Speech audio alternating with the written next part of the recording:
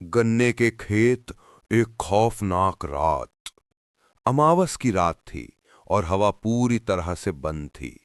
गांव का रास्ता कच्चा था और दोनों तरफ गन्ने के ऊंचे ऊंचे खेत थे। गन्नों की पत्तियां इतनी घनी थीं कि अगर कोई उनके बीच खड़ा हो जाए तो दिन में भी दिखाई न दे। रात की तो बात ही अलग थी।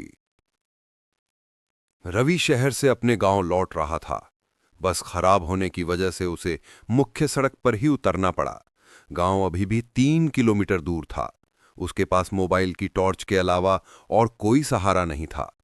बचपन में उसकी दादी हमेशा कहा करती थी, बेटा, अगर रात में गन्ने के खेतों के बीच से गुजरो और कोई तुम्हारा नाम पुकारे तो कभी पलट कर मत देखना, वो छलावा होता है।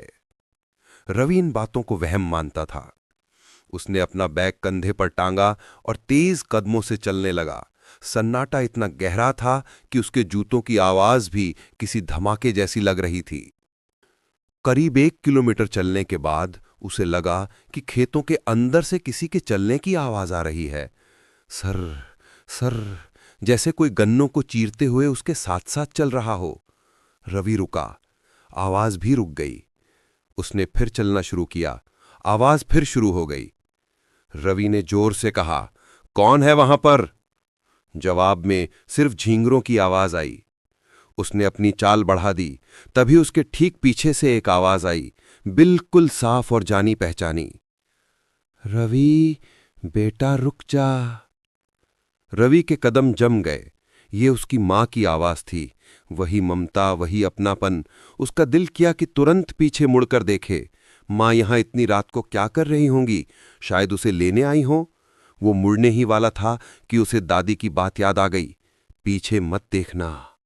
उसने खुद को समझाया, मां घर पर है, ये मेरा वहम है।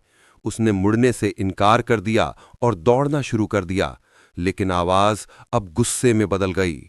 रवि, मैंने कहा रुक जा, मेरी तरफ देख।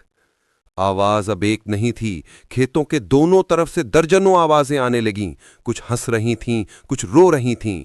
रवि, हमारी तरफ देख, रवि। रवि पागलों की तरह भाग रहा था। उसका सांस फूल रहा था, छाती में दर्द हो रहा था। अचानक उसे सामने सड़क पर एक लालटेन दिखाई दी। एक बूढ़ा आदमी लाठी टेकते हुए खड़ा था। रवि की जान में जान आई। वो चिल्लाया, काका मदद करो, मेरे पीछे कोई है। वो दौड़कर उस बूढ़े आदमी के पास पहुंचा और उसके पैरों में गिर पड़ा। काका, मुझे बचा लो, वो आवाजें। बूढ़े ने धीरे से अपना हाथ रवि के सिर पर रखा। उसका हाथ बर्फ जैसा ठंडा था। बूढ़े ने बड़े प्यार से पूछा, बेटा, कैसी आवाजें? क्या ऐसी आवाज? और फिर उस बूढ़े ने उसी आवाज में रवि को पुकारा जो अभी खेतों से आ रही थी, रवि की मां की आवाज में। रवि। रवि ने डरते डरते अपना सिर ऊपर उठाया। लालटेन की मध्यम रोशनी में उसने देखा, वो बूढ़ा आदमी नहीं था। उसके धड़ के ऊपर कोई सिर ही नहीं था और जो हाथ उसके सिर पर रखा था उसके नाखून जानवरों जैसे बड़े और काले थे। रवि के हलक से चीख तक नहीं निकली। अंधेरे में लालटेन बुझ गई।